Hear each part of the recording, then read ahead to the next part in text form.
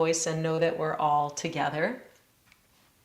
That's really a beautiful practice also. And you can stop at any time and you could do something totally different. We're going to be working on a series of backward extensions, of back bends today. And if that's not for you, please feel free to stay on, but do something else. That's the beauty of Zoom. You're not troubling anyone. So today a blanket and 2 blocks and just a couple of announcements, and then we will get started on our backs. We will be on our backs. So there's a 3-part series, a new series for Hanukkah that's coming. It's a collaboration between IJS and Ritual Well with Rabbi Dan Lieben and poet and artist Ilana Bell, who will be our guides. Inspiration through writing and poetry and mindfulness meditation, and themes related to the holidays. So you can check that out. The link is below as well. 2.5 weeks from now, I'll be leading beautiful pre-Hanukkah Shabbat yoga retreat at Kripalu in Western Massachusetts in the Berkshires, December 12th to 15th. So please check that out if you're feeling like you really need a rest and some R&R and a place to be in community for Shabbat. So we're going to start on the and with our blanket. So make a nice tight jelly roll. You may want to start from this position, or if you want a little less, maybe start from this position in your roll and just see how much you want. And the rest of the roll could be support for your head. But you want to take it and kind of iron out the blanket with your hand here. Get out the so it's nice and smooth for you. Have a nice jelly roll. Put it toward the top third of your mat. And what we're going to do is come back. Lie down on the blanket at the tops of your shoulders. Have it just right under the tops of your shoulders. And then take your elbows around the back and draw yourself toward your head side of your mat. And as you do this, draw the skin of the flesh of the back down the back toward the tailbone. Okay, and then you want to land at the bottom third or right at the bottom tips of your shoulder blades. And then you can place your arms anywhere that's comfortable. So if you feel that this is making your breath grab, clutch, if it's impeding your breath, then the roll is too high, you want to make less. But the idea of drawing the flesh down the back means that the trapezius muscles are drawn down and the neck is nice and long. And then you could join me if you like in taking your hands behind your head to the back of your head and just pull. Make your neck nice and long. Pull on your head a little bit. Lengthen those cervical vertebrae of the neck, and then place the back of your head back onto the mat.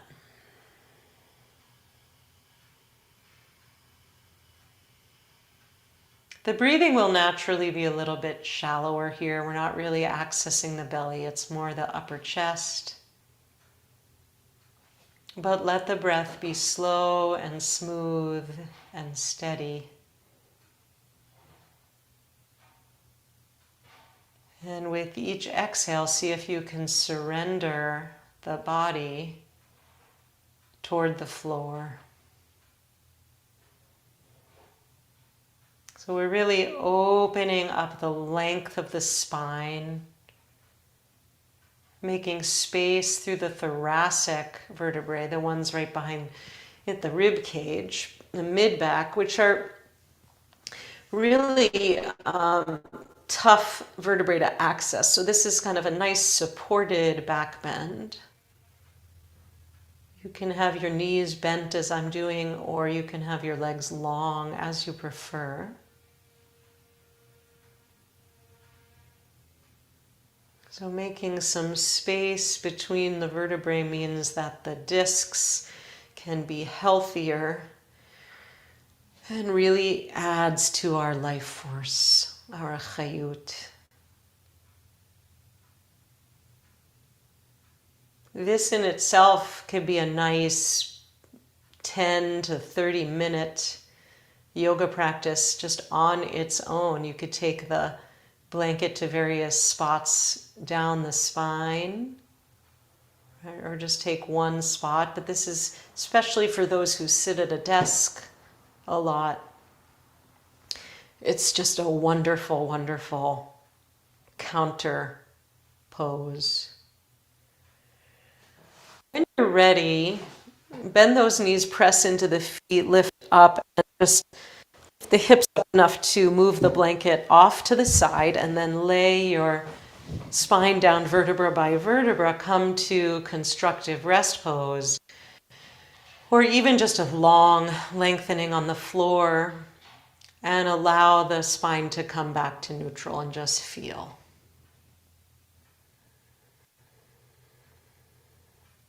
Just allow the rib cage to settle, to surrender to the floor. I'm going to share some words here in constructive rest and just allow the body to settle and the breath to settle and expand while I speak. Or maybe at some point you want to come up to sitting entirely at your discretion. Really take care of yourself today. This 24th day of Cheshvan, as we look at Parshat Toldot, where family connections really heat up here, don't they? We have in this Torah portion the birth of Jacob and Esau, and of course the famous scene of Jacob stealing Isaac's blessing, stealing the birthright from Esau, and eventually Jacob is forced to flee. Esau is ready to literally kill him, and he has to flee for his own safety. There's a piece in the middle of this parsha which I just keep coming back and back and back to. It's kind of a favorite in the world of mindfulness, and that is about the wells of Gerar. Abraham had dug wells in the past, and they were covered over with dirt by the Philistines.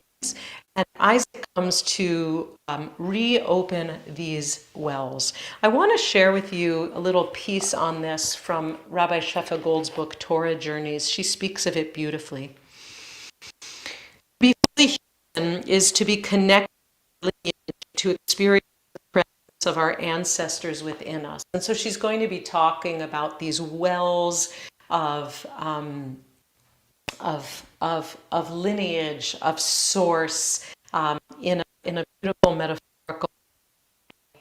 How we access the wells of our family lineage, family trauma, how we change our experience. Through the story of Toldot, we learn to access our lineage. In his time, Abraham accomplished the great work of digging deep wells of spiritual sustenance. But by Isaac's time, the wells had become obstructed. Isaac lost access to the wealth of his lineage. In redigging the stopped-up wells of his father Abraham, Isaac finds that the process is neither simple nor easy. In fact, he digs 3 wells before achieving success, connection with source. Each well has a name that describes a marker on the journey towards deep connection. The first well is contention. The second is sitna, enmity or hostility. And the third, rechovot, spaciousness. First, we dig the well of esek, contention. We scratch in a rock with rubbing up against its hard edges, fighting its constrictions and opening to its contradictions. The second well, then we dig the well of sitna, enmity. There we taste the contradictions of the tradition within us, When we come to know the suffering and struggles of our ancestors and the whole human family who have stood against one another, we cry out, as Rachel did in this portion in childbirth, Im ken lama ze anochi? There's so much suffering. Why am I existing? At this point, the very moment of birthing, we dig the well of Rechovot, spaciousness. The well of our ancestors becomes a fountain connecting the dark depths of our human story with the wide skies of awareness. In the story of Toldot, we learn of the tragedy of deception between brothers that results from the narrow belief in the scarcity of blessing. Our family is torn apart because of the tragic conviction that only one of Isaac's sons may receive his blessing. This system of limiting blessing and creating hierarchy is born of the belief that love and blessing are finite, that there are winners and losers. This idea is drawn from the well of contention. When I deceive my brother or attempt to steal the blessing from my sister, I'm drawn on the well of enmity, whose waters are poison, which will only drive me to greater hurt. The wisdom that our fates are bound up with one another. Your loss, your suffering, it's also mine, and true blessing is shared. At the Lizzie, I'm sorry, we're having a hard time hearing you. Your audio keeps cutting in and out. Okay. Not sure what to say. I have all my bars. What if I come off of this recording device, this microphone, and go to a different microphone? That might be a solution. Does it seem better here? For right now it does, yeah. We'll see Okay. if it Keep me lasts. posted. Alrighty. And if it changes, thank you, Rachel. And sorry, everyone. Should it continue, just you can follow my body more than my words, I hope, as we get into practice. So I've been talking about the three wells, the well of Esek, contention, Sitna, enmity, and Rehovot, spaciousness. From the well of spaciousness comes the wisdom that our fates are bound up with one another. Your loss, your suffering is also mine, and true blessing is shared. At the well of spaciousness, I slake my thirst with the knowledge that the source of blessing knows no bounds, and that we're each capable of accessing that blessing directly.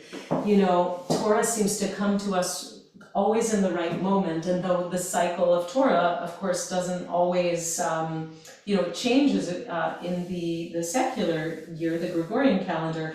I find this teaching so beautiful as we approach the American holiday of Thanksgiving, and seeing how our family neuroses, traumas, mishigas, how it kind of comes to play, and which well will we draw from. You know, in my family, I'm the youngest of 5 siblings, and there was always a sense for me like I was last to the party, and maybe there's never enough, and I'm not going to get the blessings that others are going to get. And it took me a long time in my life to start drawing from the well of Rechovot in that sense when I come to the family table. So this is a nice little bit for thought.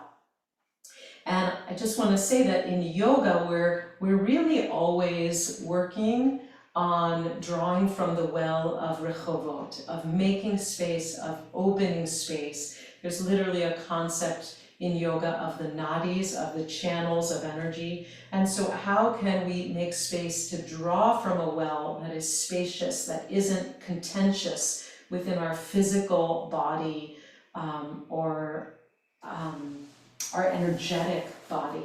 So we're working in a somatic way, in a non-verbal way, right? To try to find some expanse, to try to draw from the well of Rechovot. And in that, I wanted to bring us a practice of back bends today. So we started with that supported back bend, Let's move into a low lunge. If you'd like to take your blanket for under your knee, you can. We're gonna take the right foot forward and the left knee back.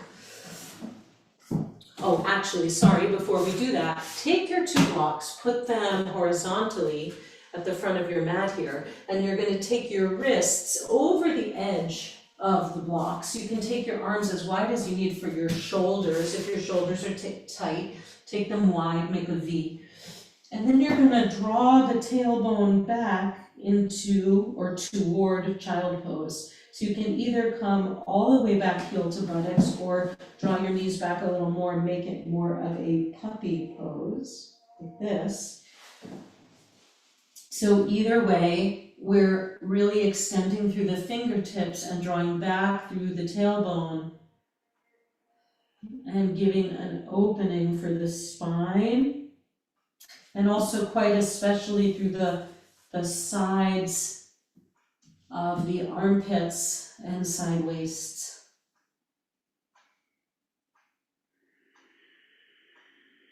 Just adding to some length. See if you can soften in places that don't need to work. And then come on up. We're going to move toward a twist, so it's nice to make some length first. Left knee back, right foot steps forward. You can use your 2 blocks on any of the 3 levels. I'm here on the highest level, which just gives some nice length for the spine, keeping head and neck in line, so you can choose where you want to be. And just rock the hips a little bit front and back.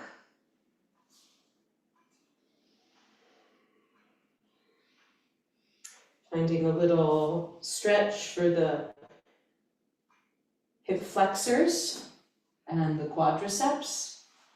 If you'd like, you can tuck the back toes and lift the back knee. Continue to extend through the crown of your head equally as through the left heel. And then with a hand to the left hand to the floor or to the block, we're going to take a twist to the right. Start by just taking your right hand to the outside of the right knee and press in as you make this twist so that you keep the knee in line with the heel. It's not splaying out to the right. So find length in this twist, and then you might want to bring the right arm up.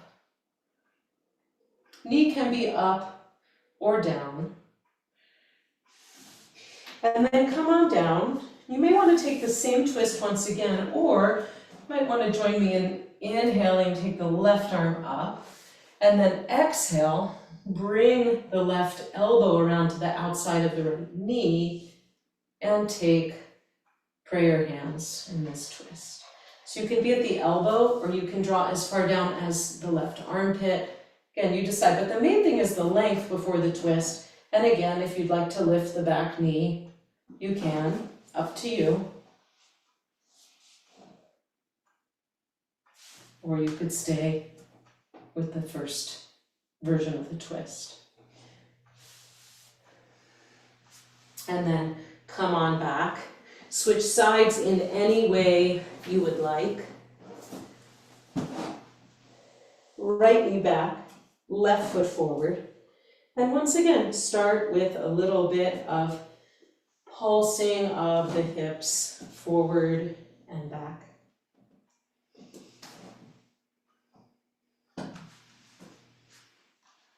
Drawing from the well of spaciousness. So let the body make choices to find space rather than any kind of striving. As somebody said in her kavanah, I'm trying to lessen the voice of the taskmaster. I love that. Tuck the back toes if you'd like and lift the right knee. Continue to extend. And with the right hand planted to the floor or to your block, make a twist to the left. Take the left hand to the outer left knee, drawing it to the center line. Really want to establish that center line, and then you can take the left hand up.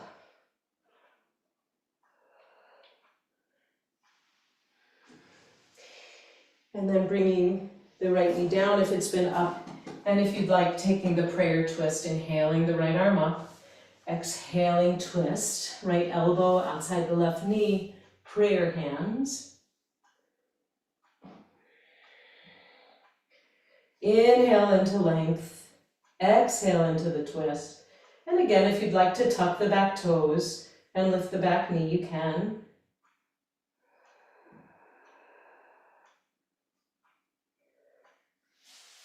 And then as you're ready, release. Tuck those back toes, lift the right knee, step the right foot forward to meet the left. Take your blocks forward on the highest level. Let the blocks be directly below the shoulders, wrists below the shoulders. And inhale the spine into length. Lift through the kneecaps and lift through the thighs.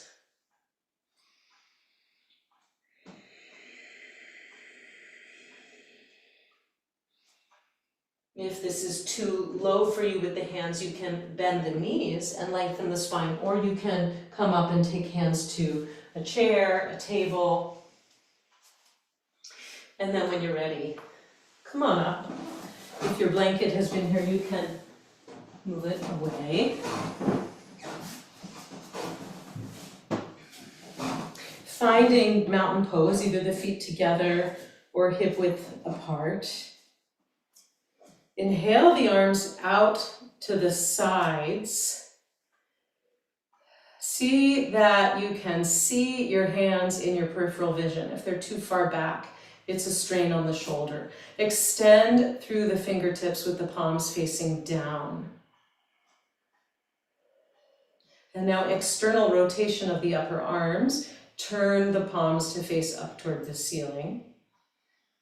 Feel the engagement of the lat muscles here. And then inhale once again and lift up. The upper arms could hug the ears, or maybe they'll be wide. Again, depending on your own personal shoulders. From here, bend the elbows, take the hands behind, clasp hands behind the head. Let the head drop back into the hands a little bit with length. Good. And from here, slight bend on the knees. Lift the heart up and extend the elbows out to the corners of the room. Slight back bend here. Let it be just a little bit nice and easy. Lengthen the tailbone. Lift the center of the heart. Think again about pulling the elbows apart as you lengthen them toward opposite sides of the room. And allow the head to be easy, jaw released. And then come on back to center. Good. Take your hands as if you were wearing jeans, and you could put your hands in your jeans pockets. Actually grab a block, place it between the thighs. It's nice to have that support. The hands as if they're in your jeans pockets. Draw the elbows toward each other. Take the flesh of the buttocks a little bit down toward your heels, kind of offering a lengthening cue for your low back. And then lift once again from the heart, as if from the sternum to the ceiling there's a string lifting up. Little back bend. Maybe the gaze comes up, or maybe the chin is tucked. You decide what you prefer. Squeeze the legs on the block. And then inhale, come on back to center. You can release the block.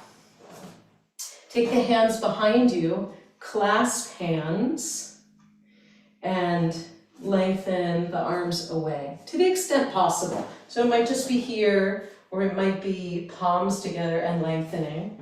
You can also just grab a strap if you have one handy, if that's better for you. From here, send the knuckles back, inhale the heart, squeeze the shoulder blades toward each other, lift up, and then as you exhale, fold over, keep the knees bent, bringing the arms overhead, knuckles toward the ceiling, toward the opposite side of the room. Let the head hang, shake side to side, up and down. And when you're ready, inhale, press into the feet, let the knuckles lift you back up, lift the heart, release the hands, and exhale back to center. And then just for a moment, take the gaze over the right shoulder and over the left shoulder. Just go a couple times side to side. And then right ear to right shoulder and left ear to left shoulder.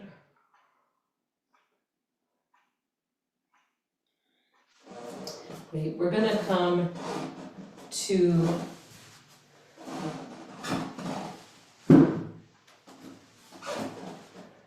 the belly.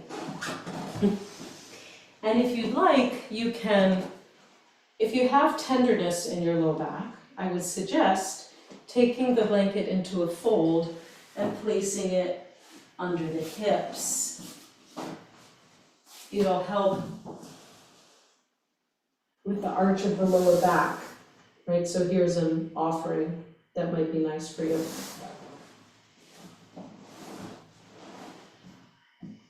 Coming onto the belly, make a little pillow with the back of your hands for your forehead. Lay your forehead down. And feel the belly expand toward the floor on the inhale and recede from the floor on the exhale.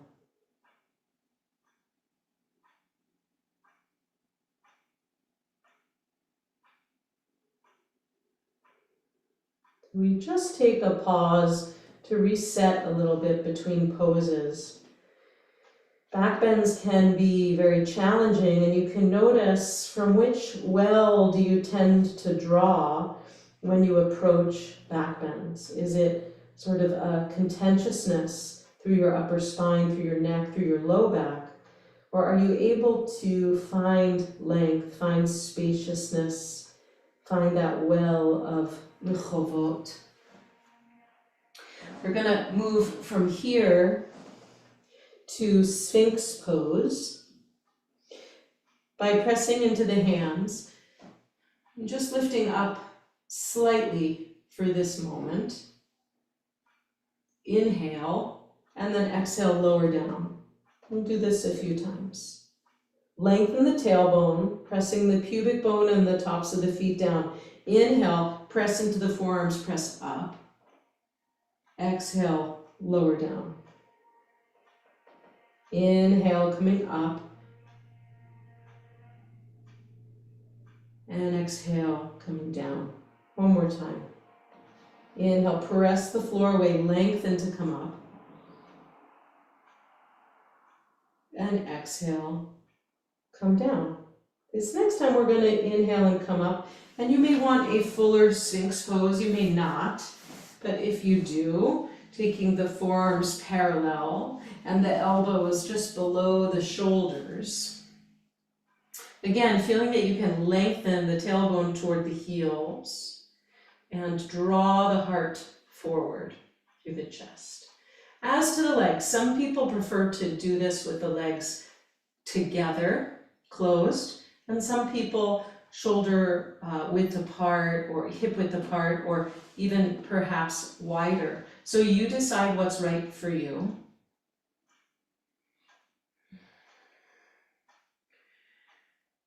Continuing to lengthen the tailbone as you widen the collarbones. And it's the feeling that you could traction those upper arm bones back in space. Shine the heart forward. Spaciousness. Then as you're ready, exhale, lower down. Once again, make a pillow for your hands. You could rock your hips a little bit side to side. If you'd like, bend the knees, point through the toes, and draw circles on the ceiling with your toes. So both feet going in the same direction, just giving a little working this out for the low back, a little ease for the low back, and then take the circles in the opposite direction. And then lower the legs. You can absolutely take Sphinx once again, or even just this low hovering Sphinx, or if you'd like to work towards Cobra now, arms in place at the sides of the chest. Spread those fingers. Draw the elbows in so that you're hugging the sides of the rib cage. Inhale, lengthen the spine. Draw the shoulder blades toward each other to come on up. So you can take a low cobra, as I'm doing right here, or maybe you want to press up further. Maybe you want to move the hands more in front of you. Take it like so. You can decide, see what your body is offering for Cobra today. And feel free to come on up and down a couple times as you explore Cobra.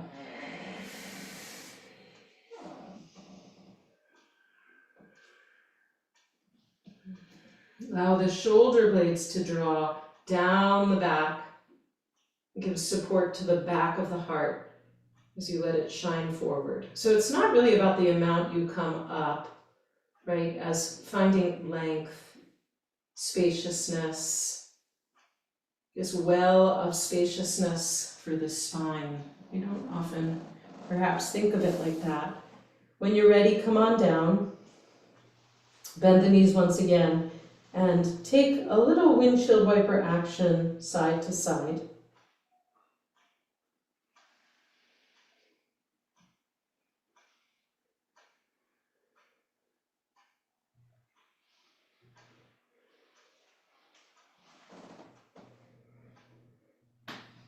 From here, we're going to look at half bow pose and just start by bending the right knee and taking hold of the top of the foot or the ankle with the right hand. Draw your heel towards your buttocks.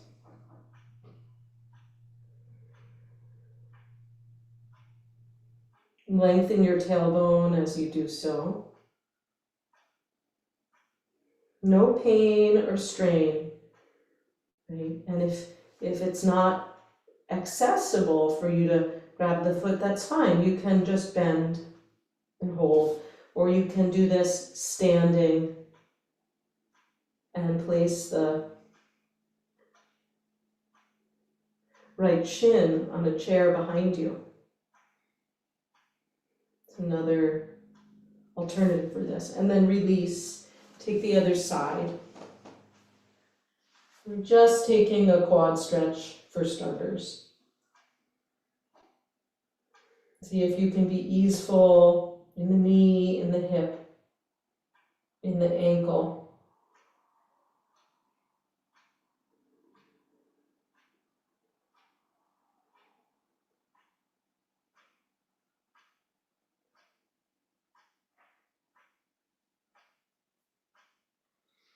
And then release. We really mature in our yoga practice and also in our lives when we start to draw more regularly from the well of spaciousness, don't we?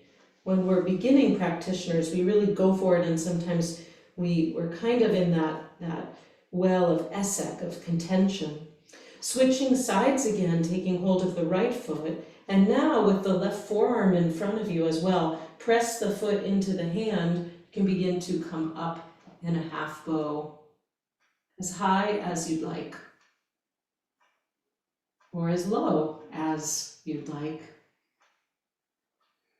So it's pressing that foot to the hand that helps you lift up, and we've gotten all this nice arc of length through the spine already. And then lowering down, taking your time, and switching sides.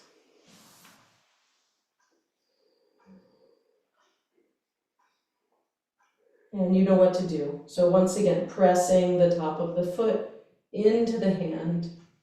Let that bring you up. Just notice any difference between the two sides. So we might, notice when as beginning practitioners, there's often a lot of striving, wanting to look like, the yoga model, perhaps we've seen in a photo. Right? And as we mature, we realize we can just have the internal experience in our own body and draw much more calmly from that well of Rechovot. Release the left foot, do a little tap, tap, tap with the feet. You can return to anything we've done thus far, Sphinx, Cobra, half bow, quad stretch, or if you'd like to add a full bow to this practice, you can reach back and take both hands to both feet, or take a strap around them, or again do alternates with using the chair, standing. Same idea here. Release through the buttocks, right? Just soften and simply send the tops of the feet back into the hands. Let that lift the chest. And then you can press a little more with the feet, send the toes up toward the ceiling. See how intense you want to be or not with this pose. Maybe as I'm doing, just find the basic form. Breathe into it. Whenever you're ready, lower down. Release the legs in any way you'd like. Could be windshield wipers again, or circles, the feet.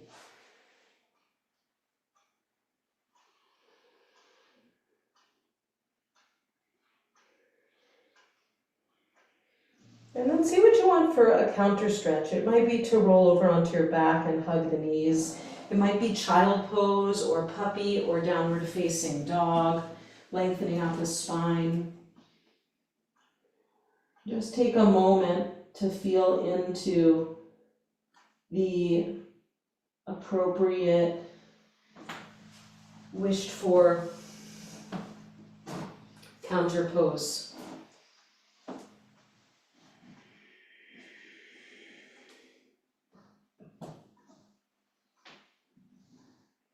And we will meet up in a moment on our backs.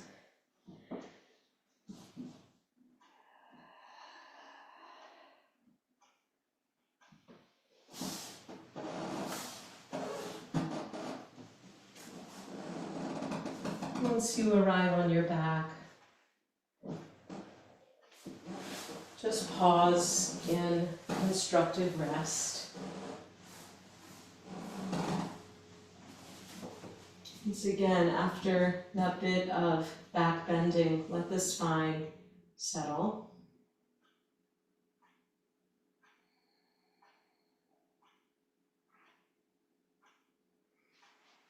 And then if you have your folded blanket nearby, we're going to press into the feet, lift the hips, and take that blanket right under the low back of the hips. Just having a low bridge here helps to make that well of spaciousness for the low back, the pelvis.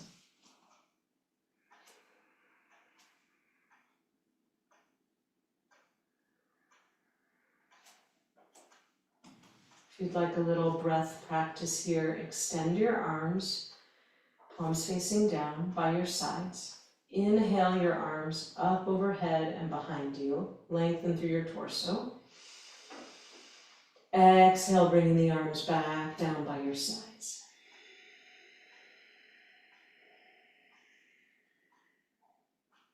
Inhale the arms parallel up overhead. And exhale back by your sides.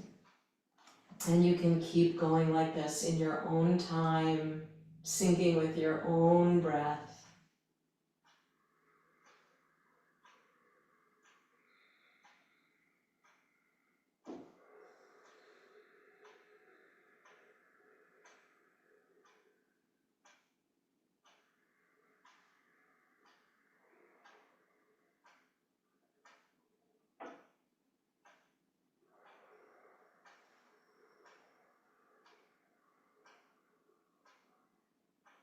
Once you complete your exhale and your arms are by your sides, draw your knees in toward your chest, give them a hug.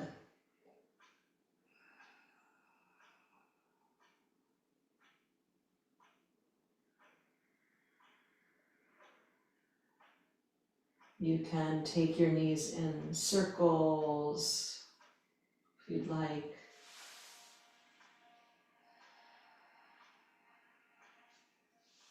You can keep the blanket there, which kind of gives an interesting angle for your hips, or you can move it away if that's not comfortable. Just massaging out the low back a little bit. Maybe you want to rock side to side.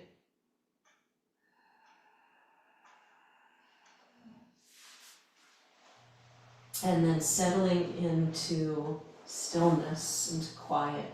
You can move the blanket forward and have it under your thighs or your knees if you'd like. That gives a little sweet support to the low back. Take your hands to your own hip points and just give a little bit of pressure down for your pelvis. And then take your arms to your sides, palms facing up. Allow your eyes to close if that feels safe and comfortable. And just taking a few minutes of stillness and quiet on your back to integrate our practice.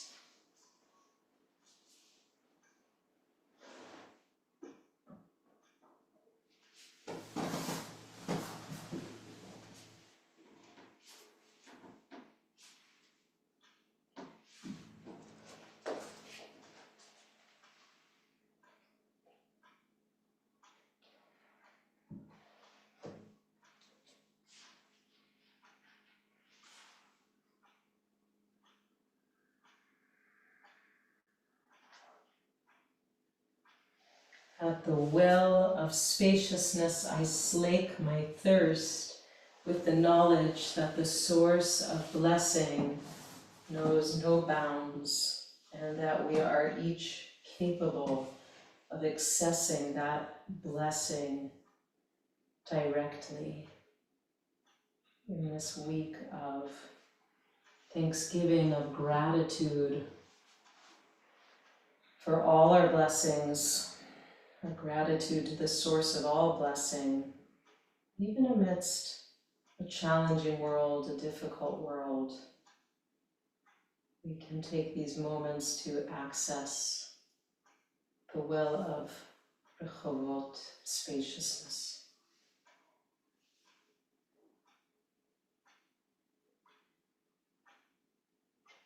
And as you're ready, you can begin to breathe a little more deeply, wiggle your fingers and your toes, coming back to the room, and take all the time you need to come back to a comfortable seat.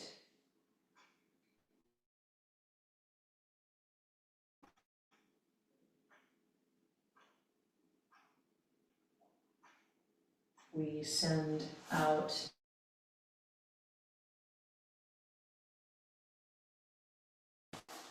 refuah shlema,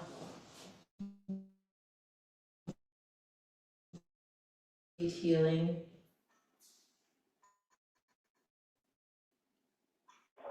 to our communities, our countries, our planet. And we add to these blessings the 101 hostages that we've been top of mind and praying for, and Israel. Please feel free to join me or just listen. The words are on the screen.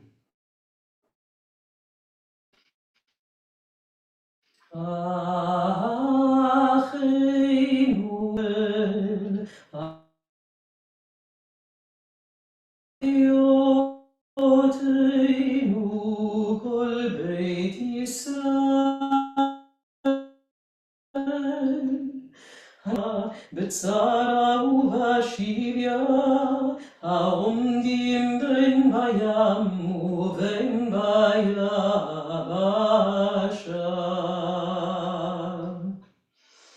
המקום ירחם עליהם, ויוציאם מצרים לרווחה, ומעפל לנאורה, ומשעבוד לגאולה, השתה בגלה, ובזמן קריב.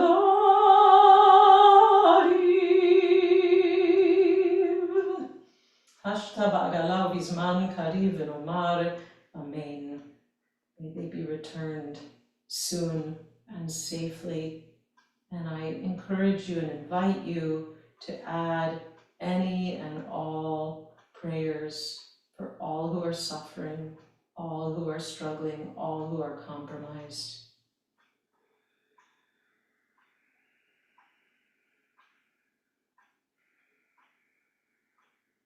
As you're ready, completing your practice with a full exhale and opening your eyes. Thank you all for practicing today. For those in the US, a happy Thanksgiving holiday. And to all, I wish you good learning in this week of Toldot. And again, please take a look at the information for the Kripalu retreat and for the Hanukkah teachings